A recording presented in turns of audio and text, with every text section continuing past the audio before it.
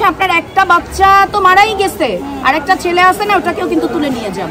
আমি তারে কোটি টাকা না তার চাইতেও বেশি টাকা দিব, বিনিময়ে আমার ময়না পাখিটারে ফিরিয়ে দিতে হবে। আমার হাজবেন্ড যখন গেট দিয়ে ঢুকতে চেয়েছিল তখন একটা গেটের যে দারোয়ান, একটা দারোয়ানের এত সাহস কিভাবে হয় একটা বাবার গায়ে হাত দেওয়ার? সে ঢুকতে দিচ্ছে না তাকে, আমি ধাক্কা দিয়ে তাকে ঢুকে গেছি। কেন আমরা ঢুকবো না? স্কুল কি তার বাপের টাকায় করছে না আমাদের টাকায় করছে? হ্যাঁ, আমাদের অধিকার নাই? আমাদের তো যথেষ্ট পরিমাণ রাইট আছে। সে তো আমাদেরকে বলছে 12টায় আসার জন্য, তাহলে সে ফোনেই বলে দিত যে আপনাদের সাথে আমাদের কোনো কথা নাই, আমরা আসবো না। আমরা আসার পরে উনি বলতেছে মিডিয়ার লোক ঢুকতে দিবে না।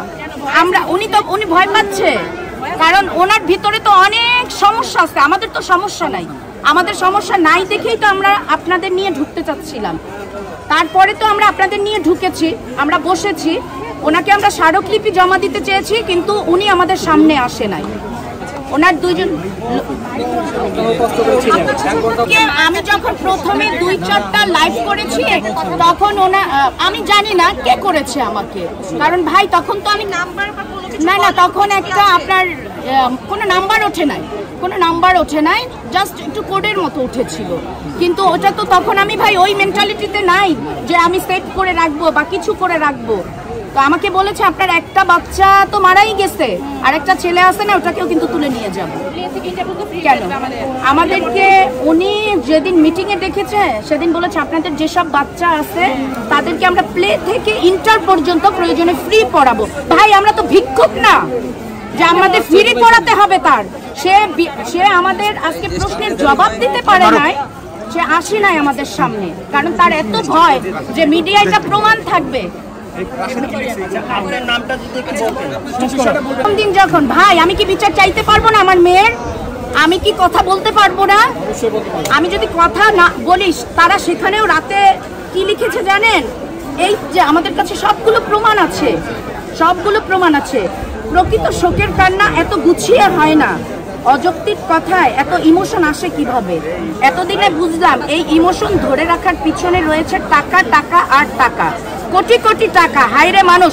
এখন আমার প্রশ্ন সবার কাছে, ওই টিচারকে নিয়ে আসেন, আমি তারে কোটি টাকা না তার চাইতেও বেশি টাকা দিব, বিনিময়ে আমার ময়না পাখিটারে ফিরিয়ে দিতে হবে। সবাই মিলে দিব, সবাই দিব। আমি কিছু চাই না, আমি সবার বিচার চাই। রাশেদ খান এমনকি আরো এরকম অনেক এভিডেন্স আছে আমাদের কাছে। পরের দিন সকালে সে কি করেছে? সবগুলো ডিলিট করে দিয়েছে। কেন? তাদের এত কিসের ভয়? আমরা তো ভয় পাই না, আমরা তো ওপেনলি কথা বলি আপনাদের সাথে। আজকে আপনাদেরকে ঢুকতে দেয় না, আমরা আপনাদের নিয়ে ঢুকেছি। তারপরে কি হয়েছে আপনারা নিজেরাই তো দেখলেন যে তারা কি করতে পারে। আমরা বিচার চাই, আমরা সুষ্ঠু তদন্তের মাধ্যমে আমরা বিচার চাই।